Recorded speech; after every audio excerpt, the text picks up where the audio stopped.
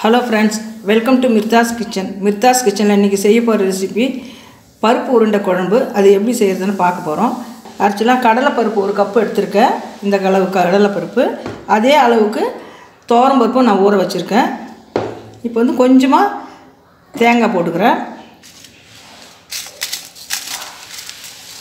சிகப்பு மிளகாய் ஒரு 4 போட்டுருக்கேன்.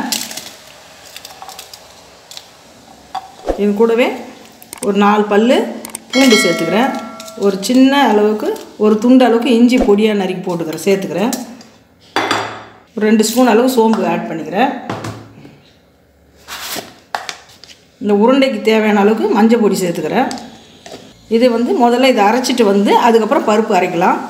இப்போ மிளகா அரைச்சின்னு வந்துட்டோம். அது கூடவே தோரம் பருப்பையும் கடலை பருப்பையும் ஒன்றா சேர்த்து கொஞ்சம் கரகரப்பாக அரைச்சின்னு வந்துடலாம். அதுக்கு தேவையான அளவுக்கு நான் உப்பும் சேர்த்துட்றேன். இது தேவையான அளவு இந்த உருண்டைக்கு தேவையான அளவு உப்பு ஆட் பண்ணிக்கிறேன். இப்போ இதை அரைச்சி எடுத்துன்னு வந்துடலாம். இந்த மாதிரி ஸ்டேஜில் நம்ம அரைச்சி எடுத்துன்னு வந்துட்டோம். இதை வந்து இது கூடவே கொஞ்சமாக வெங்காயமும் கொஞ்சம் கறிவேப்பிலையும் ஆட் பண்ணி பிசைஞ்சு உருண்டை உருட்டிக்கலாம்.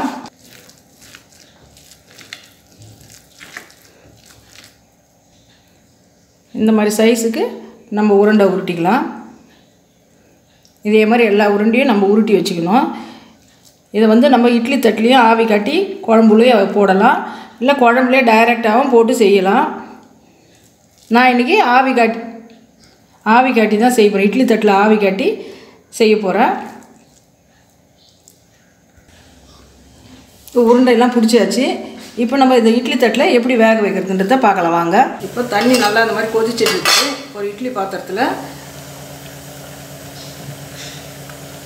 இந்த மாதிரி ஒவ்வொரு உருண்டையாக வச்சு வேக வச்சிடலாம். இப்போ எல்லாத்தையும் இது மாதிரி எடுத்து வச்சாச்சு. இப்போ இட்லி பாத்திரத்தை மூடிடலாம். அதுக்குள்ளே நம்ம இது வேகிறதுக்குள்ளே நம்ம குழம்புக்கு ரெடி பண்ணிடலாம். இதுக்கு இந்த கரண்டியால் 2 ஸ்பூன் ஆயில் ஊற்றிக்கிறேன். எண்ணெய் சூடானோடனே 1 ஸ்பூன் கடுகு, கொஞ்சமாக ஜீரகம், உளுத்தம் பருப்பு சேர்த்துக்கிறேன். வாசனைக்காக கொஞ்சம் வெந்தயம் சேர்த்துக்கிறேன்.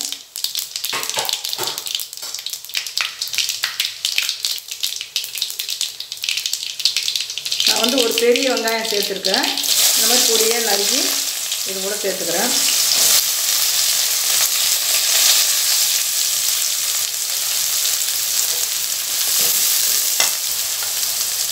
இது கூடவே 2 பச்சை மிளகா 3 பச்சை மிளகா சேர்த்துக்கிறேன்.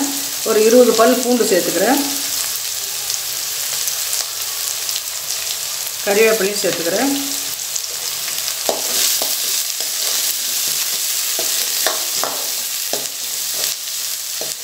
கொஞ்சம் நல்லா வெங்காயம் வதங்கட்டும்.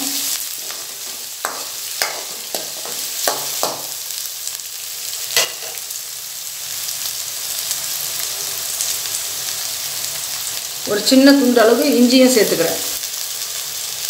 இஞ்சி வந்து ஃப்ளேவர் கொடுக்குன்றதால சேர்த்துக்கிறேன்.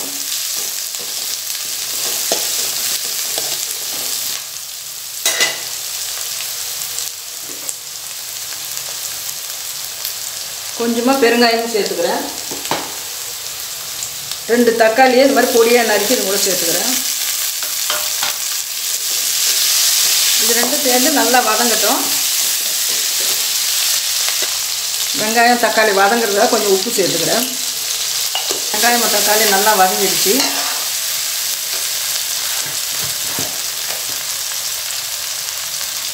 மஞ்சள் தூள் சேர்த்துக்கிறேன்.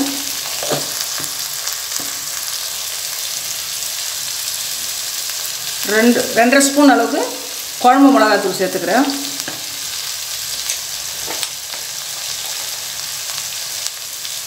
தனியாத்தூள் சேர்த்துக்கிறேன் 1 ஸ்பூன் அளவு. ஜீரகத்தூள் சேர்த்துக்கிறேன் 1 ஸ்பூன்.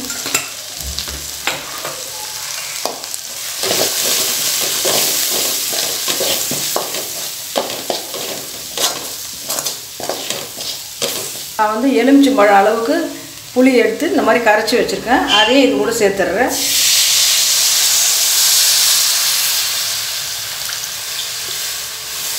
காரம் உப்புலாம் நீங்கள் பார்த்து சேர்த்துங்க. நம்ம உருண்டையிலையும் நம்ம காரம் போட்டிருக்கோம். குழம்புலையும் காரம் அதிகமாக இருந்தாக்கா சாப்பிடும்போது காரம் கூடுதலாக இருக்கும். அதுக்கு தகுந்த மாதிரி நீங்கள் பார்த்து புளியெல்லாம் ஆட் பண்ணிக்கோங்க.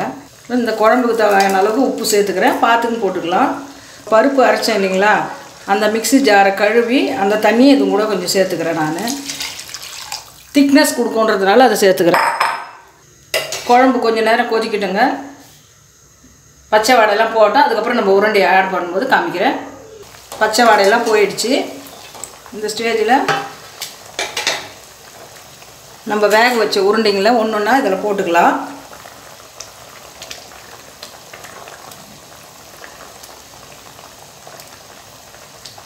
உருண்டை குழம்பு நம்மளுடைய பாரம்பரியமான குழம்பு இது. ஒவ்வொன்றா போட்டுக்குவோம்.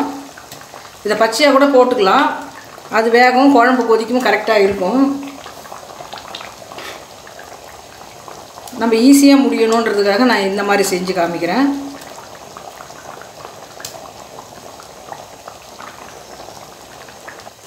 ஒரு 10 நிமிஷம் கொதிச்சா இந்த உருண்டையில் இருக்கிற மசாலாலாம் இறங்கும், உருண்டைக்கு மசாலாலாம் இறங்கும். அதுக்கப்புறம் நம்ம சாப்பிட சூடாக சாதத்தில் சாப்பிட்டுக்க நல்லாயிருக்கும். நீங்கள் எங்கள் வீடியோ முதல் முறையாக பார்க்குறவங்களா இருந்தால் மறக்காமல் மிர்தாஸ் கிச்சனுக்கு சப்ஸ்கிரைப் பண்ணிங்க. அப்படியே பக்கத்தில் இருக்க பெல் பட்டனையும் ப்ரெஸ் பண்ணிக்கோங்க. அப்போ தாங்க நாங்கள் போடுற வீடியோ ஒவ்வொன்றும் உங்களுக்கு நோட்டிஃபிகேஷனாக வரும். இப்போ உருண்டை போட்டு கொஞ்ச நேரம் கொதித்த உடனே நான் வந்து தேங்காய் ஒரு அரை முடி தேங்காய் எடுத்து அது கூட கொஞ்சம் சோம்பு போட்டு அரைச்சி வச்சுருக்கேன், அதையும் இதில் சேர்த்துட்றேன்.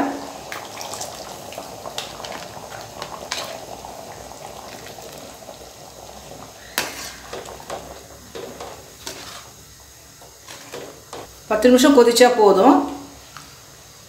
தேங்காய் போட்டு ரொம்ப நேரம் கொதிக்க விட வேணாம். பருப்பு உருண்டை குழம்பு ரெடி ஆகிடுச்சு. இப்போ நம்ம கொத்தமல்லி தூவி ஆஃப் பண்ணிடலாம் ஸ்டவ்வை. இப்படியே நம்ம கொஞ்சம் நேரம் ஊறட்டும்னு வச்சிட்டோம்னா நம்ம சாப்பிடும்போது எல்லாமே ஊறி நல்லாயிருக்கும் உருண்டை குழம்பு. நீங்களும் உங்கள் வீட்டில் ட்ரை பண்ணி பாருங்கள்.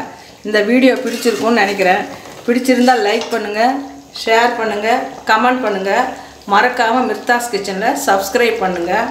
தேங்க்யூ.